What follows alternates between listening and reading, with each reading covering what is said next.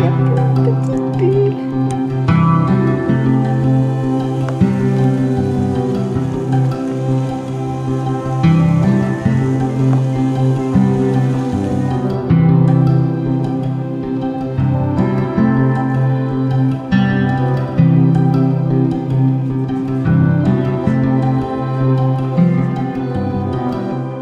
Bonjour à tous, c'est Marie-Chloé.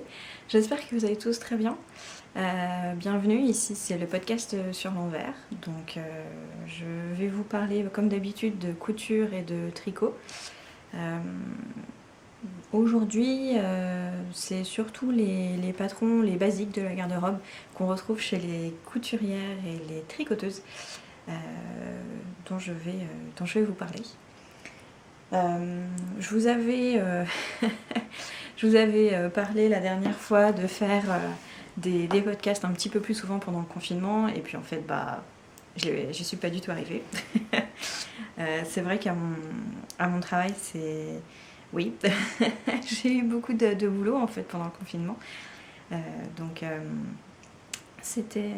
Voilà, je profitais plutôt des week-ends pour essayer de déconnecter un petit peu, parce que c'est vrai que le télétravail, moi j'en avais jamais fait, et c'est difficile de vivre et de travailler au même endroit. Là, après 8 semaines, je trouve que c'est de plus en plus dur de déconnecter en fait du travail, parce que on n'a plus la coupure physique de je quitte le boulot, je prends le vélo, la voiture et je rentre chez moi, quoi. Et du coup, chez moi, je fais que la vie quotidienne. Et là, avec le télétravail, c'est vraiment, je coupe le boulot, mais j'ai quand même la table de salle à manger recouverte de l'ordinateur, le deuxième écran, les dossiers, les machins. Donc j'ai quand même le bureau du boulot toujours présent dans l'appartement, donc c'est assez bizarre. Et puis oui, j'ai pas de trajet physique, donc il faut vraiment faire... que je me force en fait de faire la gymnastique mentale d'arrêter le boulot, on n'y pense plus, et on passe à la vie de tous les jours, et c'est pas facile. Donc voilà. Mais voilà, c'était... ça commence la semaine prochaine, je vais reprendre le boulot en présentiel, donc j'espère que ça va aller mieux. Pour en tout cas séparer la vie pro et la vie perso. Après, niveau boulot, voilà, moi je m'occupe des transports en commun, donc de permettre aux gens de se déplacer en essayant d'éviter les contaminations, mais en même temps déplacer des milliers de personnes en même temps, qui veulent toutes prendre le même bus, le même train. Bon, on va voir ce que ça donne, mais c'est pas une mince affaire, donc niveau gestion de crise, on n'en est pas sorti, mais voilà, ça va aller, et j'espère que, en tout cas, le retour à mon bureau normal va permettre de retrouver un petit peu des sensations plus connues, et de reprendre une routine boulot un peu plus calme, en tout cas pour ma petite tête.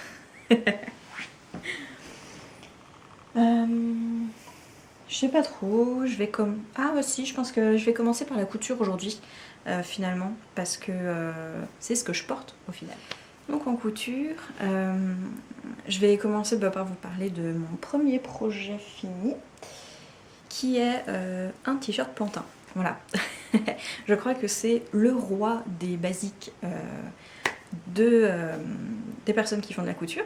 Je vous l'ai déjà présenté 2 fois sur ce podcast. C'est donc la 3e fois que je le couds. Ici en version manche courte. C'est la 2e fois que je fais la version manche courte. Et là, je pense que je suis arrivée à une version qui me plaît beaucoup. Il y a juste, vous voyez, je pense que j'ai fait... je sais pas, j'ai tendu bizarrement le tissu et la bande d'encolure, parce que j'ai pas mal de plis au niveau de l'encolure à cet endroit-là. Donc voilà, c'est pas grave, hein, parce que en fait ça se voit beaucoup quand je suis là, droite devant vous, et que je bouge pas, mais dans la vraie vie, je suis jamais droite comme un i, comme ça, sans bouger. Donc voilà, les plis ils se font un petit peu naturellement et puis voilà, ça va très bien, hein. C'est un t-shirt que j'aime beaucoup et c'est voilà, surtout pour le confinement, il est super, le petit t-shirt en jersey comme ça, je crois que c'est une tenue, j'aurais pu m'en faire, vous voyez, 30 et j'aurais mis ça tous les jours du confinement, le t-shirt en jersey et je pense que ça aurait été un bon uniforme confinement. Le tissu que j'ai utilisé, c'est un jersey de coton que j'ai acheté chez Atelier Moondust pour les soldes d'hiver. C'est un joli bleu, vert, menthe un petit peu. Vous remarquerez que c'est un peu la couleur thématique de mes projets en ce moment, que ce soit en couture et en tricot. Mais bon, je pense que c'est... vu qu'on peut pas... Voilà, le printemps 2020, on l'aura pas vu. Je me dis que d'amener cette couleur, ça fait un petit peu voilà, l'esprit printanier au final. Donc c'est vrai que voilà, je suis beaucoup attirée par ces couleurs et j'aime bien les porter. Le t-shirt, donc je l'ai fait en taille 38.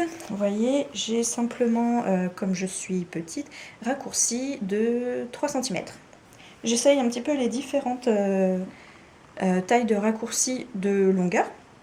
J'ai essayé 5 cm, 4 cm, 3 cm. Ce qui est certain, c'est que la taille classique est trop longue pour moi. Hein, vous voyez, là, avec 3 cm, j'ai un tout petit peu de...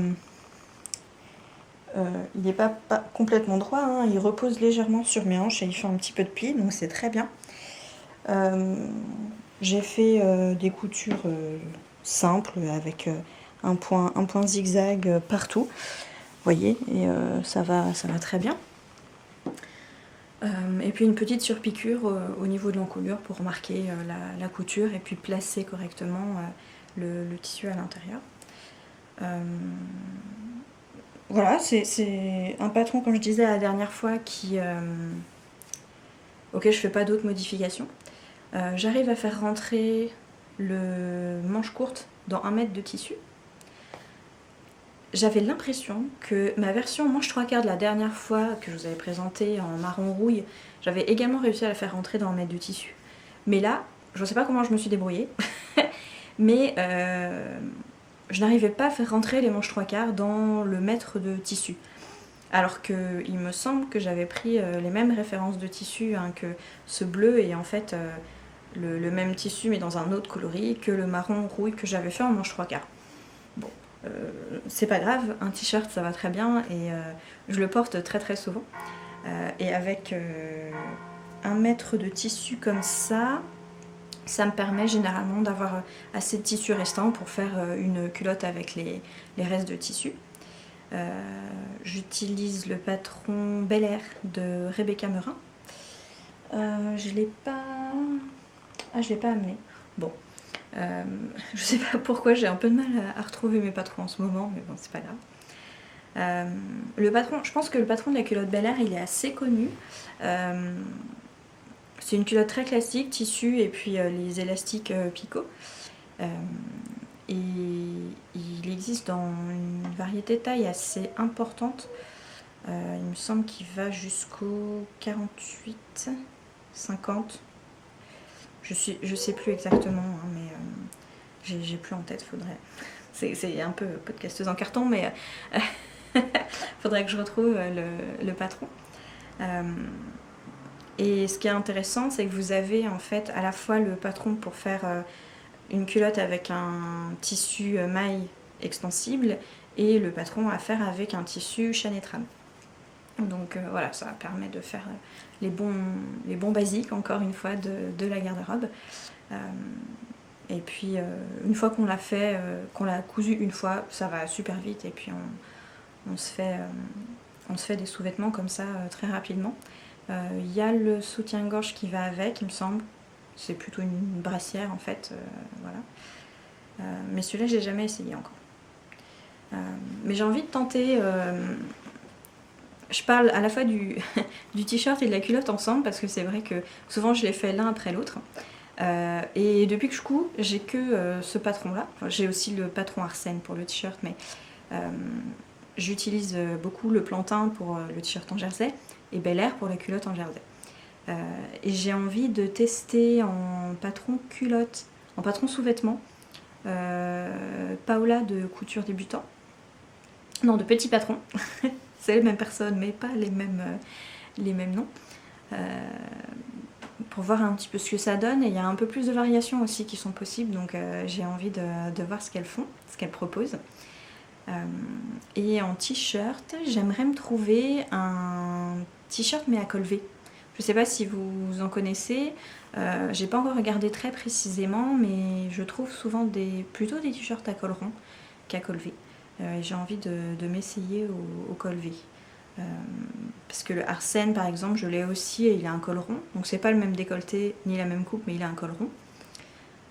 Donc voilà, si vous avez des propositions de t-shirt jersey en col V, j'aimerais bien vos suggestions.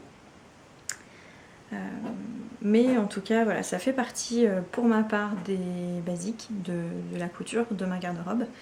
Et je pense qu'on les voit aussi assez souvent en fait sur Instagram, sur les réseaux sociaux. Donc je pense que beaucoup de couturières ont pris en fait ces patrons comme des bons patrons pour débuter dans la couture. Et puis pour utiliser les coupons d'un mètre de tissu simples qui sont toujours très agréables et très confortables à porter dans la vie de tous les jours. Ensuite, il faut que je vous parle du patron, du patron que j'ai cousu, dont je suis super contente. Je vous l'avais montré il y a quelques temps. C'est le t-shirt Camber. Alors, je suis en train je vais couper les fils en direct, attention, gros moment de suspense, sauf que je ne retrouve pas mes ciseaux. Très pratique tout ça. Alors, hop. Et voilà. Le patron du t-shirt Camber. Je l'avais déjà fait dans un tissu blanc avec des broderies, avec beaucoup de reliefs et de motifs de fleurs en fait. Et là, j'ai réitéré, deuxième version, avec ce magnifique lin qui est vraiment très très beau. Que j'ai acheté chez Atelier Moondust. Alors, je pense que la partie couture de ce podcast est... je fais deux choses en même temps, mais je vois les petits fils qui dépassent, donc je les coupe en même temps que je vous parle. Je pense que ce podcast et couture est quand même largement, on va dire, non officiellement sponsorisé. Je sais pas si ça existe, mais en gros, c'est vrai que j'ai acheté beaucoup de coupons de tissu, enfin 4 coupons de tissu chez Atelier Moondust en fait pour les soldes d'hiver.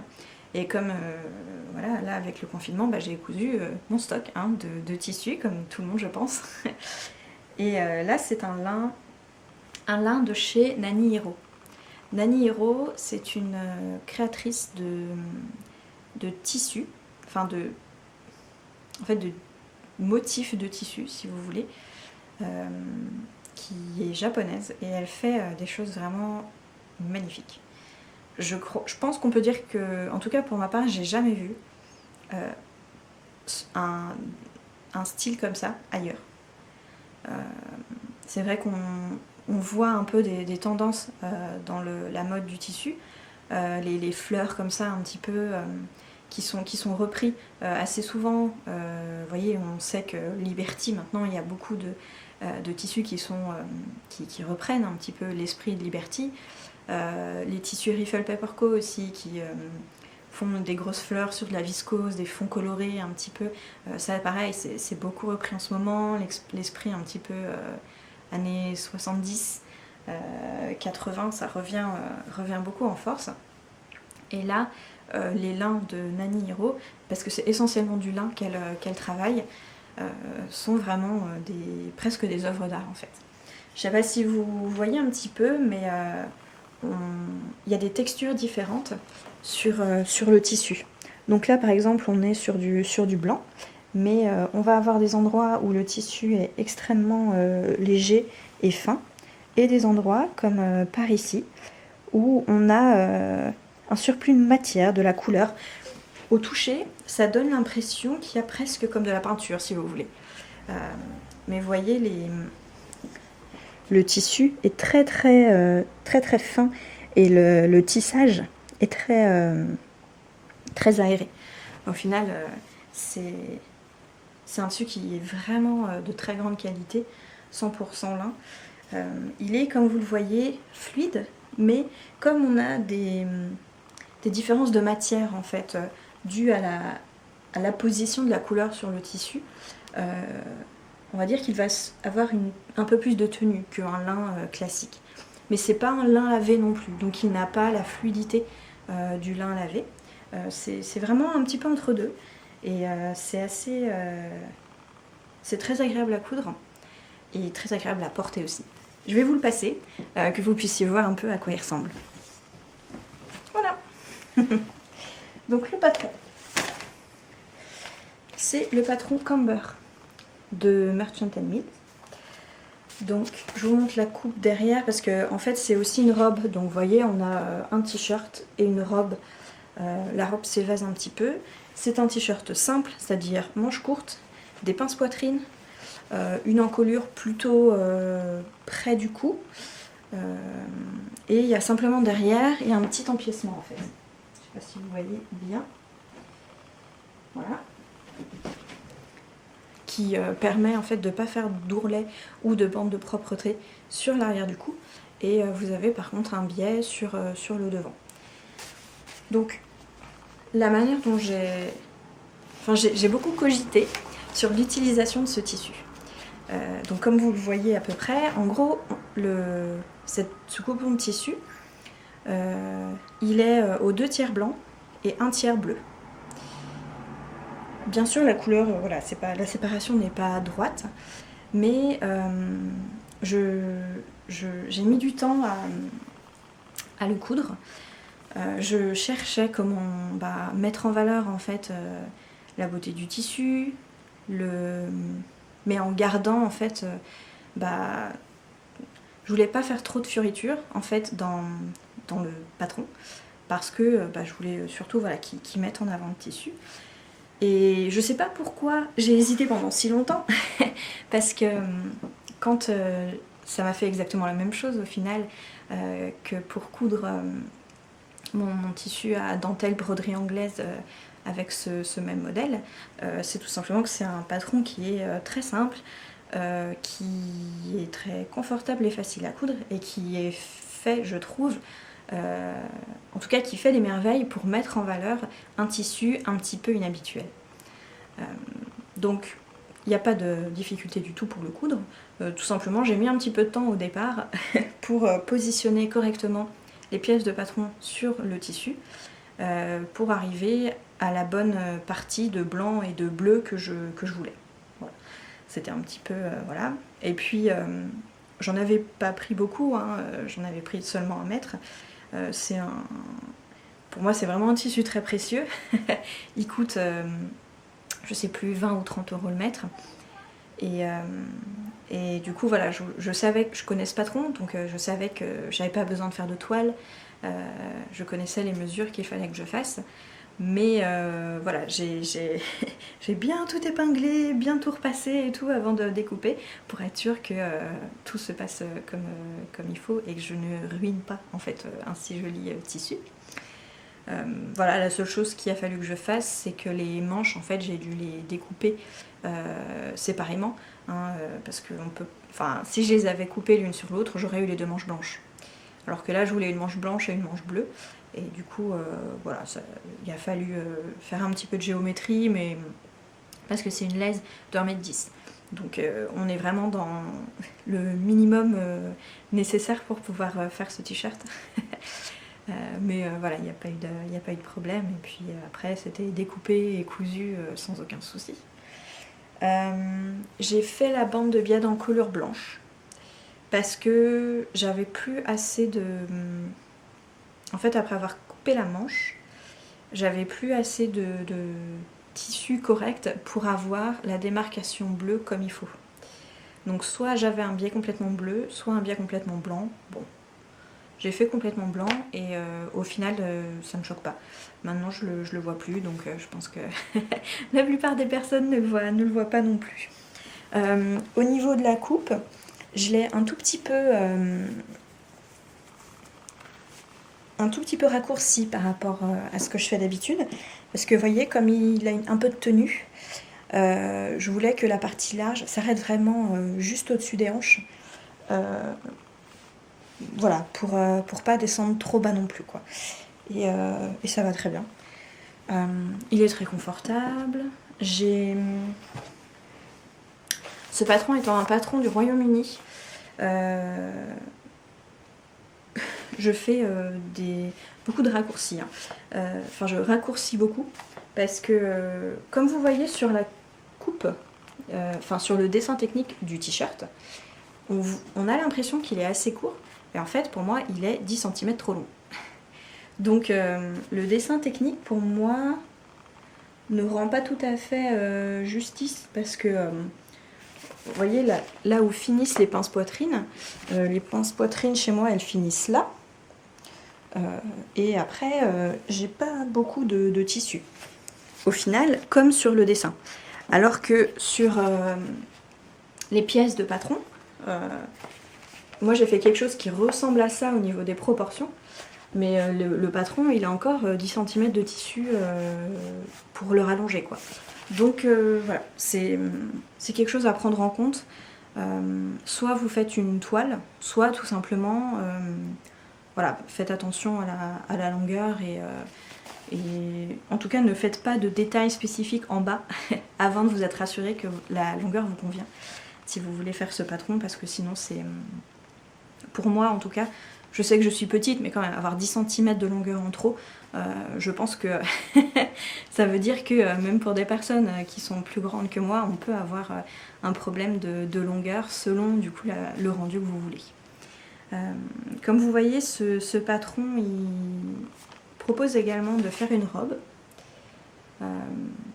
mais j'ai pas encore osé la faire parce que j'ai peur qu'elle ne s'évase pas assez au niveau des hanches, qu'elle soit trop droite. On voit que c'est un petit peu évasé, mais voilà, je pense qu'il va falloir que je fasse des changements de taille et que...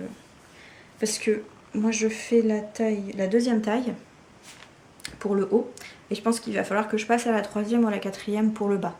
Mais comme on est sur une coupe très simple, je sais pas... Enfin voilà, j'ai pas encore osé me lancer dedans parce que je sais pas si ce type de coupe reste quand même joli si on augmente la taille au niveau du bas de la robe. Voilà. Donc je vais tester. J'ai envie de la faire en lin lavé pour cet été. Je pense que ça doit être quelque chose d'assez confortable. Mais voilà, c'est toujours encore en train de cogiter dans ma tête. En tout cas, voilà, deuxième version de ce patron et toujours aussi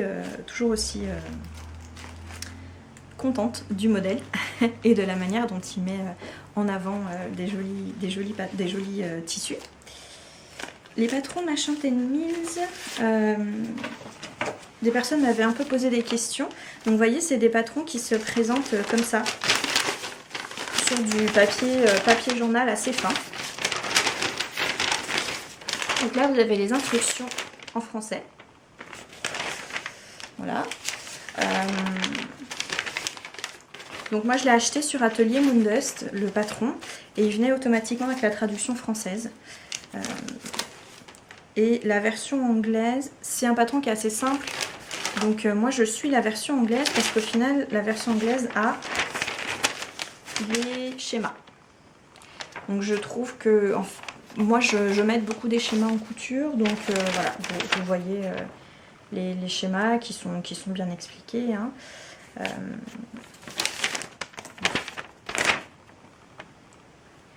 La seule petite remarque, c'est que c'est pas pratique quand on coud d'avoir un grand truc comme ça sur la table de couture.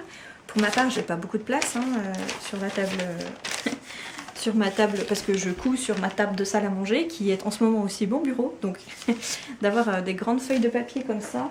En général, je finissais par les scotcher au mur pour ne pas les perdre et puis ne pas les endommager.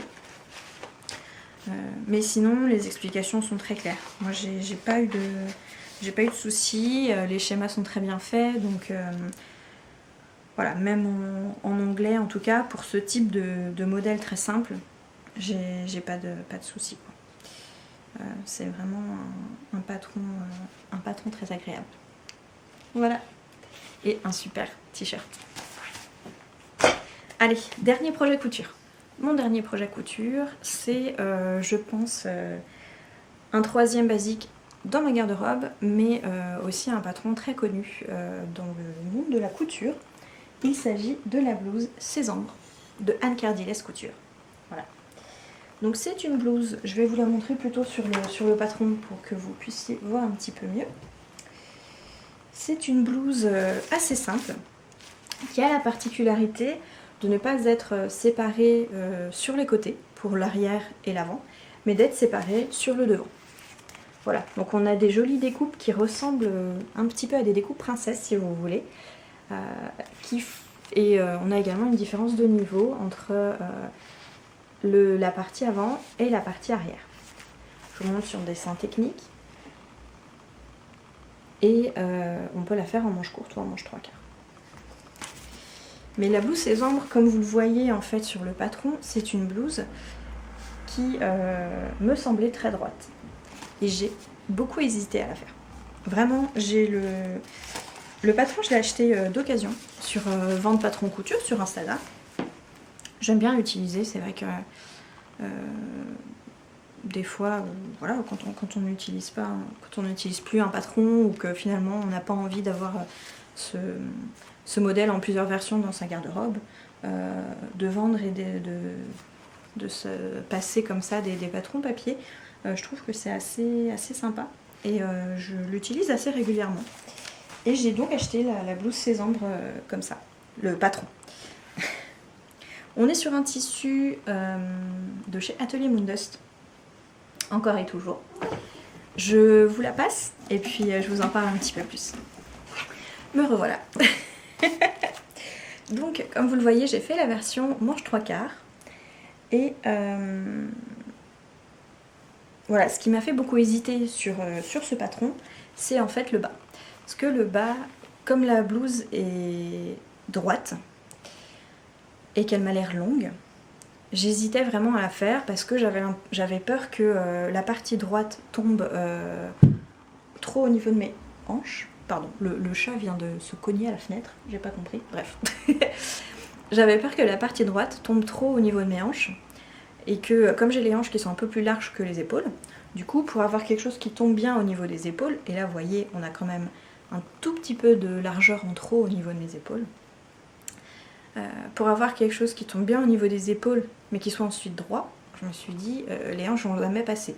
Donc on aura quelque chose où il y a 1 ou 2 cm d'aisance positive, qui est très confortable sur le haut du corps, et ensuite quelque chose qui est tout coincé au niveau des hanches, qui passe pas, et qui fait un effet blousant un petit peu bizarre. Bon. Donc j'ai beaucoup hésité à la faire, et au final je l'ai faite, et je la trouve super.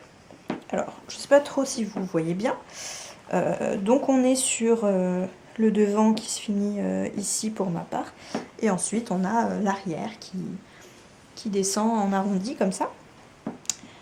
J'ai fait les ourlets très, très haut au niveau de la doublure, c'est-à-dire que la doublure du bas, on peut soit la coudre avec des petits points invisibles, mais moi j'aime avoir cet ourlet bien visible qui soit très, très large par rapport à ce qu'on voit d'habitude, par rapport à l'ourlet de 1 ou 1,5 cm qu'on voit sur les patrons généralement.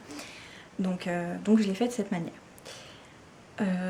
Voilà, la seule chose que je voulais dire, c'est que pour me décider à faire cette blouse, j'ai utilisé Instagram, et c'est vrai que pour ça j'aime beaucoup utiliser Instagram quand je suis un peu indécise en fait sur des patrons.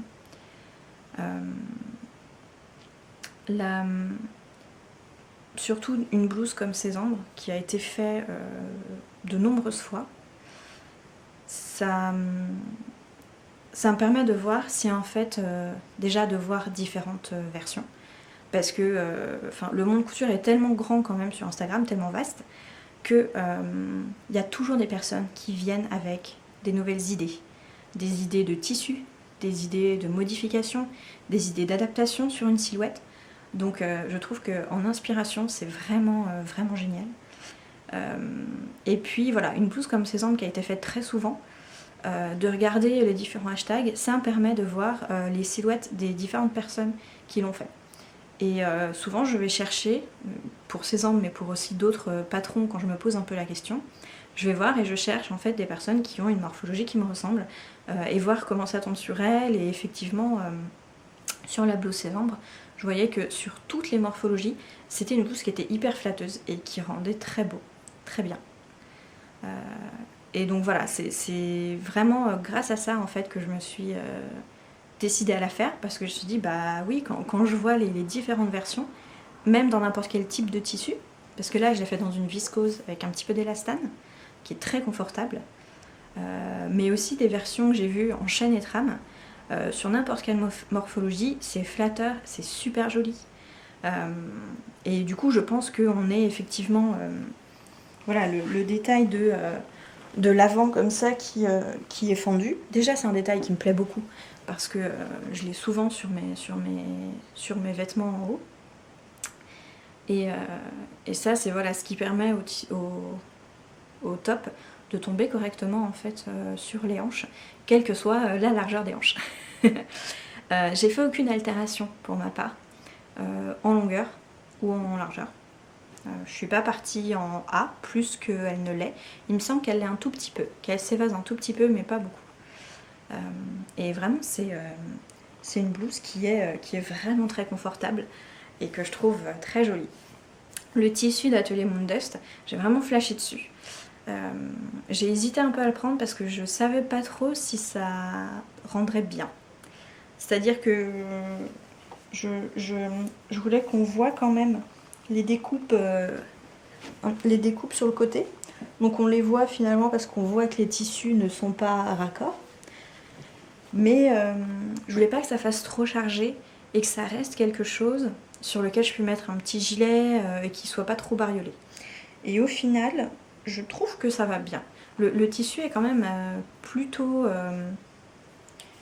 Enfin, je veux dire, c'est quelque chose que je porterais tout à fait pour aller travailler. Et je suis vraiment contente du rendu. Elle est très confortable.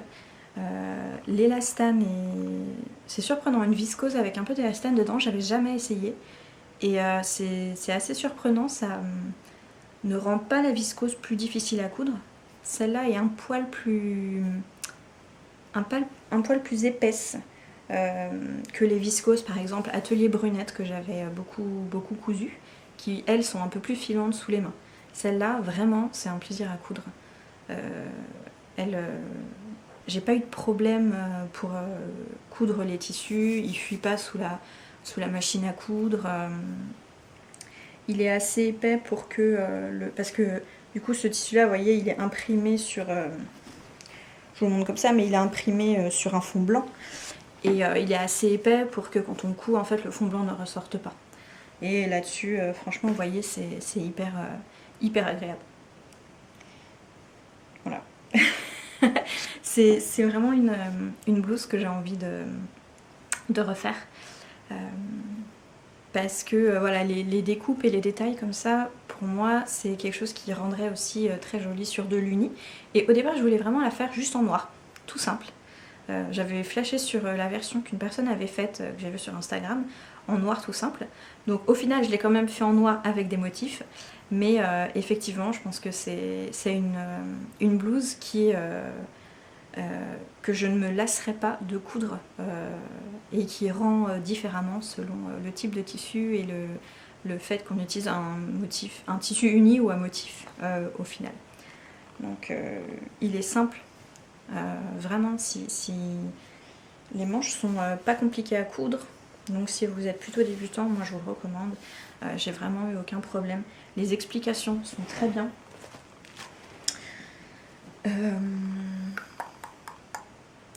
Oui, non, les explications sont très bien faites. Pour le coup, là, vous n'avez pas des explications type poster. Vous avez un petit livret comme ça qui va très bien. Et voyez, vous avez les schémas qui sont très clairs, très gros également. Donc on arrive vraiment bien à comprendre ce qu'on fait. Donc pour ma part, j'ai beaucoup aimé. La seule chose que j'ai faite, c'est qu'au lieu de faire un biais de propreté pour l'encolure, je suis un peu paresseuse et j'ai juste fait un ourlet en revers. Voilà, pour le moment ça me va très bien, donc on va voir ce que ça donne. Mais cette blouse, c'est vraiment une très belle découverte et je suis super contente d'avoir commencé à la coudre. Et merci les personnes qui partagent sur Instagram les versions qu'elles font portées, hein, parce que pour moi ça m'aide beaucoup à trouver voilà, des personnes, des styles auxquels je m'identifie et de bien voir en fait des vêtements dans la vraie vie, sur des vraies personnes. Et de voir que voilà, on a des modèles qui sont vraiment créés et pensés pour s'adapter à toutes les morphologies et qui sont vraiment géniaux à coudre. Donc voilà, c'est la fin de ma partie couture parce que depuis que j'ai cousu en fait ce haut, il me reste des tissus, des coupons de tissus, des patrons. Voilà, pour certains déjà découpés. Mais j'ai un peu plus trop envie de coudre, je suis un petit peu blasée de la couture là en ce moment. Parce que je vous les montre pas, mais du coup je me couds des masques pour la reprise du boulot. Parce que comme tout le monde, voilà, les entreprises commandent des masques pour leurs employés, mais tout le monde le fait en même temps pour le 11 mai, donc c'est... Voilà, tout le monde n'est pas sûr certain en fait d'avoir des masques. Donc comme moi je peux me coudre les miens, je laisse du coup les masques en tissu commandés par mon entreprise aux collègues et puis moi je couds les miens. Mais voilà, c'est un petit peu bizarre quoi de devoir coudre ça. Je me force du coup à en coudre et les moments de libre de couture, je les passe à coudre des masques. Donc à la fois je suis contente de coudre des chutes de jolis tissus qui me plaisent, donc voilà, je vois ces tissus passer sous la machine, c'est des beaux tissus et je m'amuse, mais voilà, c'est des masses, donc c'est pas... Bon, voilà, c'est des choses que tout le monde, qu'on voit passer régulièrement hein, sur les réseaux sociaux, mais bon, c'est pas foufou de se coudre des masques, voilà, tissus, sans savoir non plus combien de fois je vais pouvoir les laver, est-ce que je les lave 5 fois et je les jette et est-ce que je les réutilise, bon, c'est comme ça. Mais pour l'instant, du coup, j'ai pas fait trop de couture depuis 2-3 semaines. Et je vais voir, je pense qu'avec le déconfinement, ça va peut-être me donner envie de finir de me coudre voilà, les derniers coupons de tissu qui restent pour l'arrivée des beaux jours et puis pour pouvoir en profiter. Allez, je vous propose de passer à la partie tricot. J'ai un coup de chaud là. Je sais pas, est-ce que je parle trop vite, est-ce que je fais des mouvements dans tous les sens, mais en tout cas, j'ai un petit coup de chaud. Donc j'ai ouvert la fenêtre, vous allez sans doute beaucoup entendre les hirondelles, parce que j'ai des hirondelles des fenêtres qui nichent, comme leur nom l'indique, à ma fenêtre. Et là en ce moment, c'est le moment de la journée où, je sais pas, elles ont beaucoup de choses à se dire. Elles passent, je sais pas, elles ont plein de... Elles sont toujours en grande conversation, donc j'espère que ce sera pas trop fort en tout cas, mais elles arrivent à avoir un niveau sonore assez impressionnant. Les petits sont pas encore nés. Je suis même pas sûre qu'elles soient déjà en train de couver. Bon, je les dérange pas trop non plus, hein, mais du coup, voilà, j'aime bien. Ça fait la deuxième année là qu'elles sont à la fenêtre, donc je les vois faire les allers-retours. Et puis pour mon chat aussi, ça fait la télé. Il aime bien, il se met à la fenêtre et il regarde les hirondelles qui font les allers-retours à chaque fois, et du coup ça lui passe le temps. Donc je voulais parler de tricot. en tricot, je vais commencer par vous parler donc, de l'actualité. J'ai fait un test pour Gaëlle de Knit Spirit. Ce sont des chaussettes en brioche. C'est un modèle qu'elle a sorti en fin de semaine, le 4 ou 5 mai il me semble. Ça s'appelle A Slice of Brioche at Zonko's. Donc Zonko's c'est la boutique de farce et attrape dans Harry Potter. Et parmi les nombreux patrons Harry Potter qui existent, je trouve que là, elle a super bien trouvé la traduction en chaussettes de la boutique Zonko. Alors, surtout sa version, elle l'a faite en rose et violet, donc assez flashy. Et c'est un peu des grosses chaussettes comme ça, mais elles sont hyper confortables, elles sont rapides à faire, elles sont rigolotes. Et dès que je les ai vues, j'ai trouvé que ça allait vachement bien avec le magasin Zonko en fait. Je sais, en tout cas, la manière dont moi je m'imagine ce magasin, je trouve que ça pourrait tout à fait être des chaussettes que les propriétaires portent.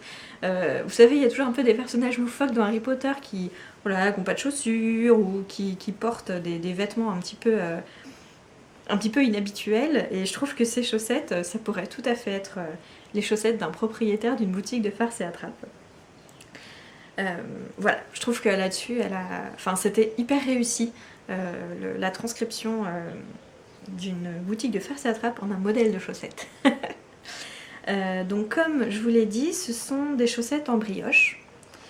Vous avez simplement la plante du pied, le dessous du pied, qui est en jersey parce que voilà, techniquement faire du brioche sur le dessous du pied ça irait pas du tout. Ça serait complètement écrasé et puis ce serait beaucoup trop large en fait. Mais alors, qu'est-ce que ce serait confortable. Je sais que techniquement c'est pas possible, mais alors si jamais vous faites ce modèle, vous verrez que des chaussettes en brioche, c'est, pour moi c'est une révélation. Niveau confort, on est sur, je sais pas, c'est un motif qui est du coup élastique, la brioche, et du coup on va dire qu'il est pas super large au point de faire des plis, mais il va pas serrer la cheville. Il va vraiment s'adapter à la cheville et il tient tout juste. Donc voilà, c'est pas un modèle qui est très affûté au niveau du mollet, mais alors ça enveloppe en fait le pied et le mollet de laine toute douce et de moelleux. C'est une sensation vraiment, c'est trop drôle. C'est vraiment très confortable. Et c'est des chaussettes que j'aime bien garder sous la main là en ce moment notamment, parce que je crois que c'est pas le cas partout en France, mais là dans les Hauts-de-France en ce moment, dans les Hauts-de-France en ce moment, on a un peu En fait, les semaines changent beaucoup au niveau température. Donc, il y a quelques semaines, on était sur du 25. Tout le monde était là, ouh, c'est bon, on va ranger les affaires d'hiver, on sort les affaires d'été et tout au mois d'avril.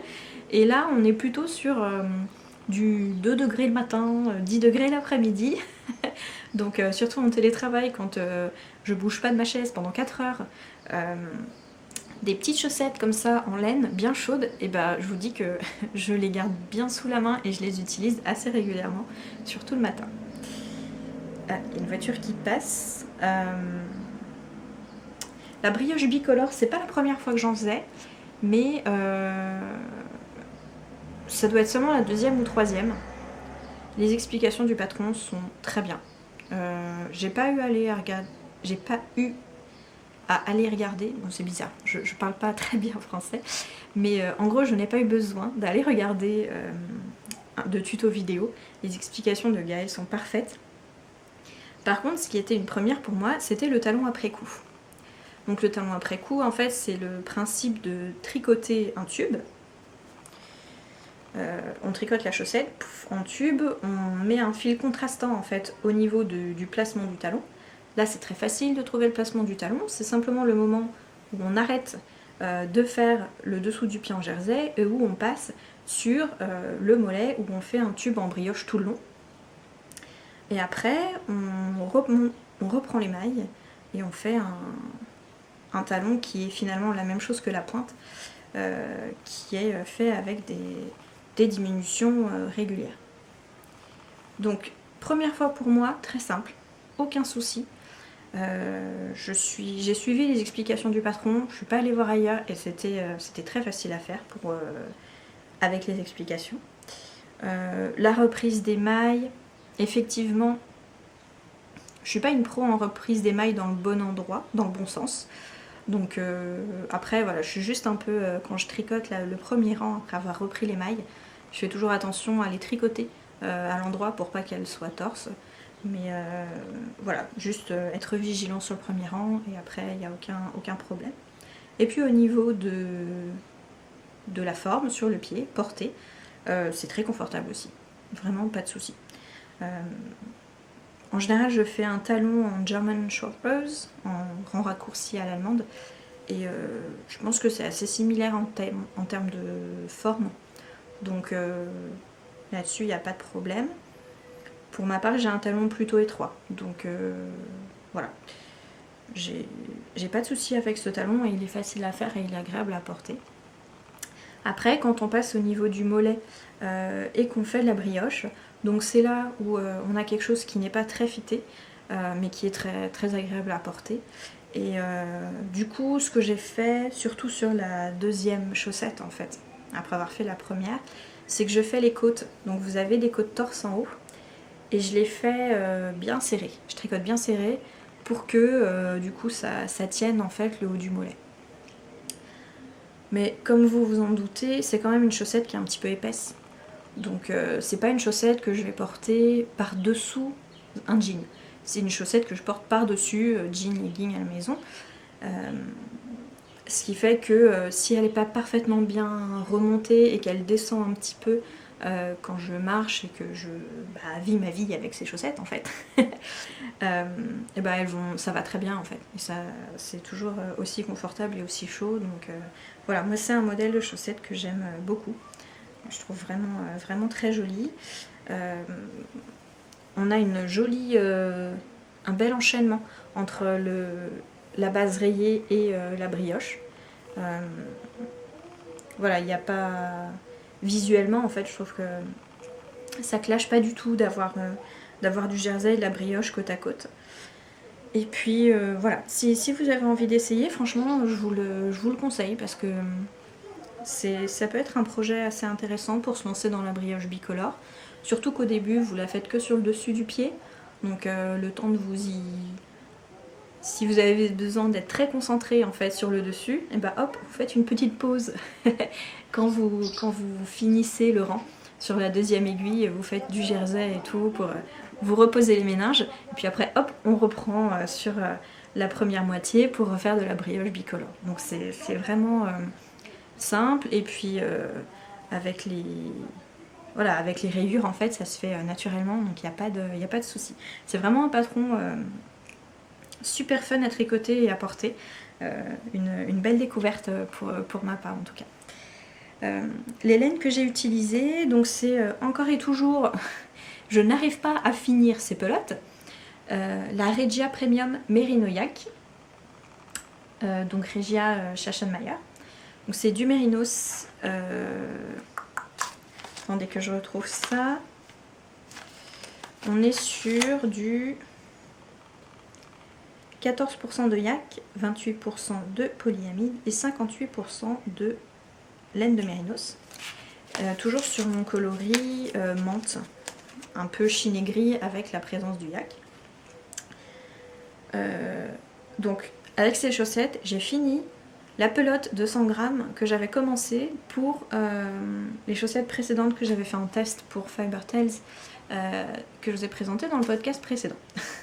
Donc il me reste de nouveau cette pelote qui n'est pas encore commencée, 200 grammes. Voilà. Et la couleur contrastante, c'est un bleu marine de Yavol. Donc c'est encore et toujours la laine à chaussettes que j'aime bien chez Lang. Donc c'est une laine, voilà, super wash, mais une laine plutôt de pays, pas une laine mérinos. Qui est très résistante et qui se tricote bien. Voilà. J'ai eu une super découverte sur ce patron. C'est l'envers de la partie rayée de ces chaussettes. Je vous les montre parce que je suis tombée en amour devant le rendu. Regardez-moi ça. Vous voyez, la différence entre le bleu marine qui fait une ligne parfaitement droite, on ne voit pas le détail des points, et le bleu clair où en fait on voit bien le détail de chaque point en fait de tricot. Et ces rayures, je trouve que elles sont, donc c'est le jersey en vert, hein, et ces rayures je les trouve super jolies et je trouve que l'effet d'optique est hyper intéressant. J'ai très envie de réutiliser ça sur un autre patron. Je sais pas si je ferai des rayures aussi fines parce que c'est un petit peu... Je sais pas, j'ai peur que ça fasse un peu mal aux yeux. Je sais pas si je reprendrai ces couleurs, mais en tout cas je garde vraiment à l'esprit de faire une rayure foncée qui du coup on ne voit pas les points de tricot, qui fait une ligne parfaitement droite, et puis une rayure claire où là on voit le détail de chaque point et qui fait à la fois un jeu de couleurs et un jeu de texture en fait. Voilà, c'est une idée que je garde vraiment au coin de ma tête, mais qui me semble vraiment intéressante pour des projets à venir. Mon deuxième patron fini, c'est aussi des chaussettes.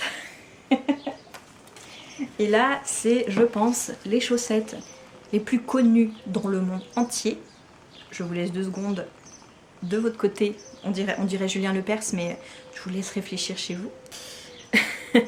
Ce sont les chaussettes d'Hermione. Donc en anglais, c'est Hermione's Everyday Socks. C'est Erika Luder qui l'a fait. Erika Luder, c'est une designeuse de tricot qui fait essentiellement des chaussettes pour des chaussettes à thème qui représentent donc des personnages. Et elle a fait toute une série sur Harry Potter. Et ce patron, les chaussettes d'Hermione, c'est un patron qui est gratuit sur internet. Et je crois qu'il est conseillé dans le monde entier d'internet tricot pour débuter en chaussettes. Donc je ne suis pas débutante en chaussettes, mais ce patron, je le trouve très joli. Et je me suis dit que, voilà, enfin j'ai eu envie de l'essayer. Et c'est vrai qu'il est assez... il est vraiment sympa. le rendu est très bien. Donc c'est une chaussette qui se tricote du haut vers le bas, avec un talon renforcé. Et alors avec moi ça se voit pas trop parce que ma laine est foncée, mais vous avez en fait un motif de maille en vert qui se répète de manière décalée et qui donne un effet texturé à la chaussette. C'est ce qui m'arrive toujours quand je fais des patrons dits faciles, c'est que je me dis oh, c'est simple, je tricote, hop hop hop, je fais d'autres choses en même temps, je regarde pas bien ce que je fais, et du coup je me suis trompée plein de fois dans l'alternance de mailles en vert, qui est faite en quinconce en fait.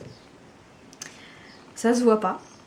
C'est vrai que mon fil ne met pas très bien en valeur, étant donné que c'est un fil chiné, il met pas très bien en valeur le point texturé. Il y aurait fallu une couleur peut-être plus unie, ou en tout cas une couleur plus claire. Mais on voit, en tout cas bien sûr, de loin vous voyez bien hein, que le patron est texturé. Mais du coup ça permet de cacher un petit peu. Je suis désolée, je fais une petite pause pendant que la voiture passe.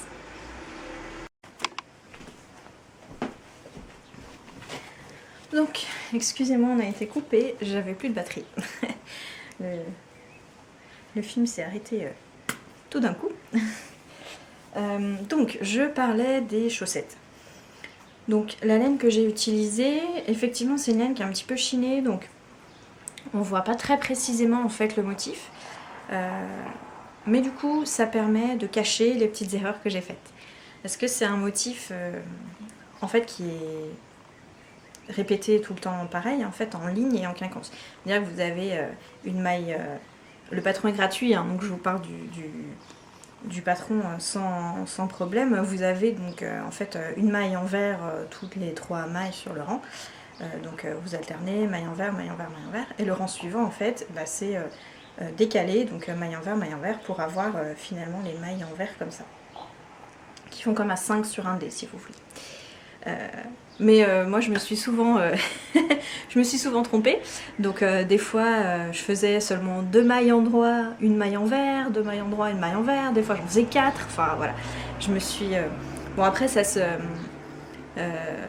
on voit très vite que qu'on a fait des erreurs parce que du coup comme on doit suivre les rangs précédents, je vois bien en fait si ma maille en vert elle est décalée, tout simplement je la reprends au rang suivant et puis de changer au rang d'en dessous une maille en droit en maille en vert, c'est assez facile à faire. Ouh là là. Le patron taille bien, moi j'ai pas de soucis, donc comme toujours je fais une taille très haute, c'est à dire que je fais généralement la plus grande taille de chaussettes parce que je tricote en 2 mm, je tricote serré, et pour mon 38 je fais une chaussette avec 72 mailles autour de la chaussette. Voilà. Donc, et 72 mailles en général c'est la taille pour homme, enfin la taille la plus large pour les chaussettes. Voilà, moi comme je cumule tricoté serré plus tricoté sur des petites aiguilles, pour m'adapter à mon 38 j'ai vraiment besoin de prendre la taille la plus haute et ça va très bien. La laine que j'ai utilisée, c'est une laine que j'ai achetée chez Lily Comme Tout, que j'avais envie de tester depuis un petit bout de temps. C'est la marque Onion. C'est une marque danoise qui fait des laines. Elle fait des laines assez classiques, on va dire, de ce qu'on voit habituellement, donc du mérinos, du mohair. Et là, elle a cette base depuis longtemps. Cette base, elle a depuis longtemps, mais elle n'était pas en vente en France depuis un petit bout de temps. Je l'avais repérée, enfin, elle n'était pas en vente en France pendant longtemps. Je l'avais repérée pendant, il y a combien de temps? Je l'avais repérée, j'habitais encore en région lyonnaise, je sais pas, j'ai dû la repérer il y a 2-3 ans. Chez une tricoteuse suisse, parce que elle était en vente en fait, cette laine, cette marque est en vente dans plusieurs magasins de tricot suisse, mais j'arrivais pas à me la procurer en France. Et là Lily Comme Tout l'a intégrée dans son catalogue il y a, j'irais peut-être 6 mois, 1 an à mon avis, je suis pas sûre, mais bon, elle est arrivée en France et c'est une laine, comme vous avez pu le voir, elle s'appelle Nettle Sock Yarn, donc c'est ortie. Alors, je suis pas sûre que ce soit, je sais pas si c'est de l'ortie ou du rami, parce que c'est le même mot en anglais, si je me trompe pas, Nettle.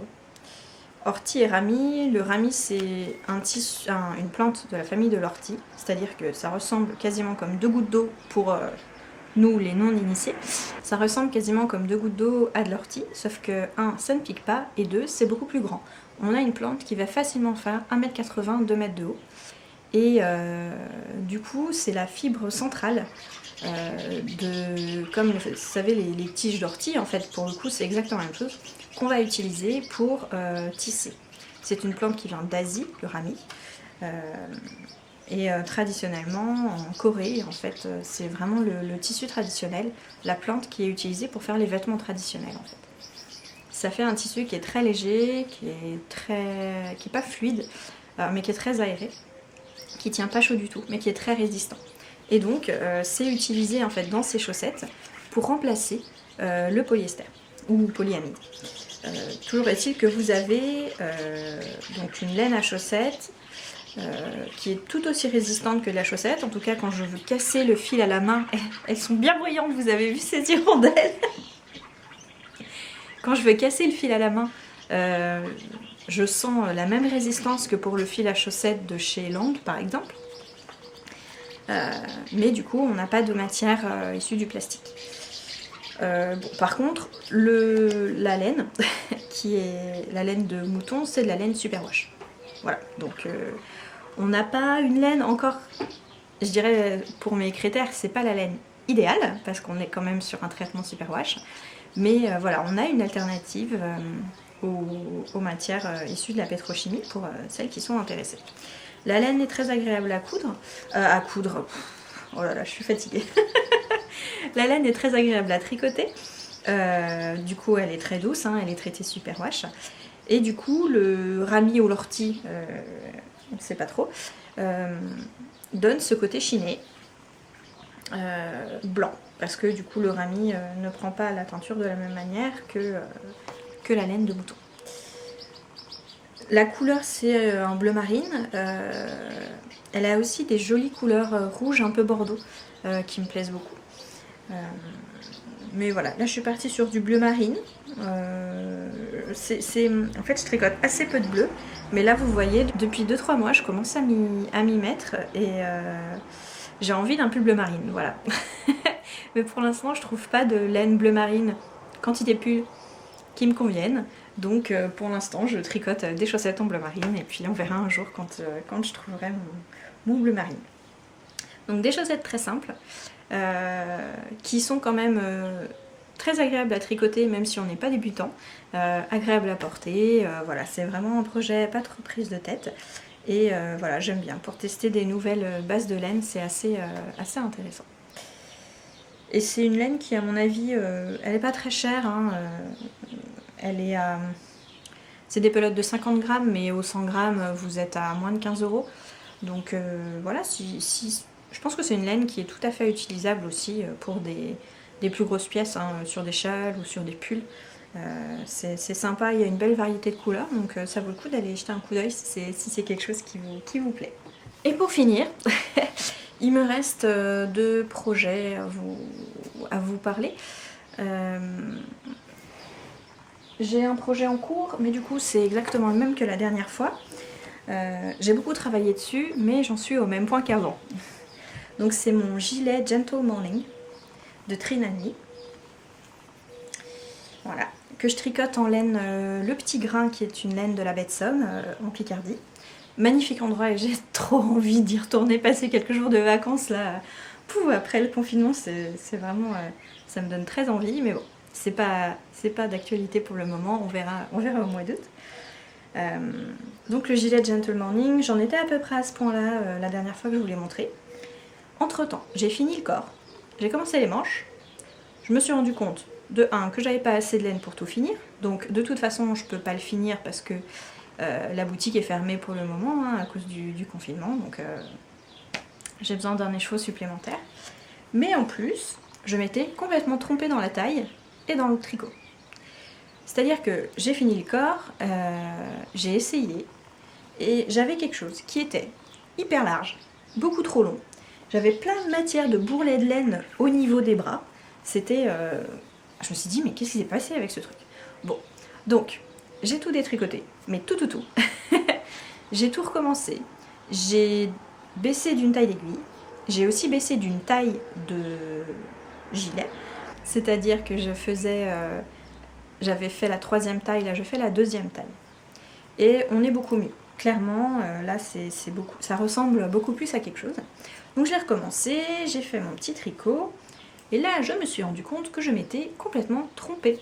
C'est-à-dire que j'étais en train de tricoter et puis dans le dos, comme assez souvent maintenant dans les patrons, vous avez des rangs raccourcis pour avoir le dos qui remonte un petit peu, qui protège bien le cou, tout en gardant quelque chose de plus décolleté et dégagé vers l'avant.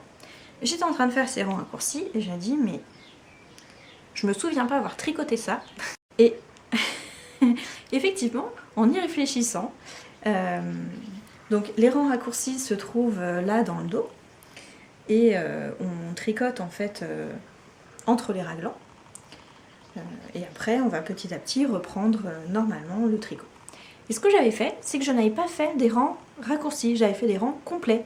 Donc moi j'étais allée jusqu'au bout de mes rangs, on a quand même une hauteur de 10 ou 15 rangs raccourcis il me semble, que j'avais pas fait raccourci du tout. J'avais donc continué à faire des augmentations sur les raglans, et donc j'avais rajouté facilement 5 cm sur les manches et les raglans de mon gilet.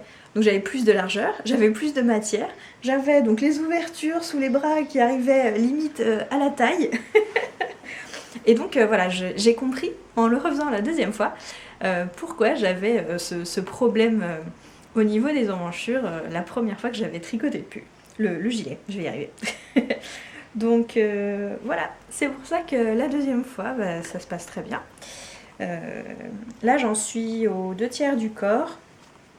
Il me reste la partie à motif à faire. Donc là vous n'allez pas très bien le voir, je ne sais pas trop. Mais vous avez en fait des lignes verticales de mailles en verre qui se font tout le long du dos. Et en fait vous avez une grande ligne verticale ici et après vous en avez des plus courtes, mais c'est pas géométrique, qui arrivent en fait jusqu'en bas et qui à la fin deviennent les côtes. Et il y a la même chose sur le devant, mais sur le devant elles sont plus basses, donc là je crois pas qu'elles se voient encore beaucoup. Non, oui, j'ai 2 mailles, donc voilà, ça se voit pas trop. Voilà, les boutonnières se font au fur et à mesure, donc là-dessus pas de souci. Voilà, donc des nouvelles de ce pull une fois que j'aurai terminé, que j'aurai tricoté correctement, et puis surtout que j'aurai pu racheter les chevaux qui me manquent. J'ai quand même acheté la semaine dernière des pelotes de laine. Parce que donc Lily comme tout, je sais plus si elle a réouvert ou si sa boutique, toujours est-il qu'il y avait une petite promo. Donc moi, je suis allée sur le site, j'ai dit super, il y a un code promo, j'y vais, 15% de réduction, machin, Hello Spring, allez, je trouve des pelotes de laine que j'avais envie d'essayer depuis longtemps. Pareil, un projet qui me trotte dans la tête depuis longtemps, une association qui marche bien. Allez, je clique, je mets dans mon panier, je paye, c'est fait. Et j'avais oublié de rentrer le code de réduction. Bon, voilà. Donc, tant pis pour moi, tant mieux pour elle. Le sac en papier, ça fait peut-être pas un bruit très agréable. J'ai choisi des pelotes de la marque Sandnesgarn. Hop, hop, hop, hop. Et voilà. Donc, Sandnesgarn, c'est une marque de laine norvégienne. C'est une filature assez ancienne qui date de la fin du 19e siècle. 1890, quelque chose comme ça. Et ah bah voilà, d'ailleurs c'est écrit sur les pelotes depuis 1888. Voilà. Donc c'est la marque. Bon, décidément, c'est pas mon jour avec les batteries d'appareils photo pour filmer. Donc je vous disais que j'ai acheté des pelotes de la marque Sandnesgarn, qui est une marque norvégienne. La base, c'est la base Sunday. Donc c'est une base de Mérinos non superwash produit en Norvège. C'est une base de laine qui est assez connue quand même aujourd'hui. Dans le tricot, en tout cas dans les personnes qui utilisent des laines non superwash, Sandnesgarn est quand même assez connue. Et puis c'est une laine, finalement c'est... je sais pas si on peut faire la comparaison, mais c'est vraiment une laine... très connue en fait en Norvège et dans le nord de l'Europe. C'est aussi connu que Fil d'Art par exemple ou Bergère de France, Plassard en France quoi. Et ils ont une jolie palette de couleurs. En fait ils ont fait un partenariat avec Petite Knit. Petite Knit, c'est une designeuse danoise qui a fait pas mal de patrons assez connus comme le No Frills Sweater. Et elle a sorti des coloris chauds assez sympas. Et j'ai décidé d'acheter finalement tout le dégradé. Je suis en train de vous le recomposer. Voilà. Hop. Et voilà. Donc c'est un joli coloris. Donc ça va du beige jusqu'au marron un peu chocolat comme ça. Que je trouve vraiment sympa. Je veux tricoter avec un gilet. Qui est le gilet Winston de la maison Riley. Je vais vous le mettre en photo. C'est un gilet qui ne se ferme pas, qui est un petit peu arrondi sur le bas. Et sur la partie des épaules, vous avez un motif qu'elle utilise assez régulièrement dans ses patrons, où elle fait en fait du jersey en vert et elle mixe les couleurs de manière un petit peu... très spécifique d'ailleurs, pour créer... pas des rayures un petit peu floues, voilà. Sur le patron sur le modèle qu'elle a tricoté, elle a utilisé des couleurs plutôt tranchées, du bleu et du jaune sur du gris. Mais moi je voulais pas que ce soit aussi tranché et donc j'ai vraiment pris tout le panel de beige. Donc ce beige clair sera ma couleur principale, donc le gilet sera beige clair et sur les épaules on aura en fait un mix de ces couleurs qui fera un petit peu un medley de beige, brun et de tons chauds presque dorés comme ça. Donc voilà, je pense que je vais m'y mettre assez rapidement quand j'aurai terminé le gilet Gentle Morning. Parce que celui-là me fait très envie. En plus, c'est un gilet manche 3/4, donc même s'il est en laine non superwash, un manche 3/4 non fermé, c'est vraiment bien pour le printemps, même si le printemps est bientôt fini. Mais voilà, j'ai hâte de commencer à tricoter ça. Et ouf, ouf, ouf. Vous voyez, ça nous fait un joli assortiment. Oh là là, voilà. Donc je me suis bien amusée avec ces laines. Et maintenant, j'ai décidé que j'arrêtais d'acheter de la laine jusqu'au mois d'octobre.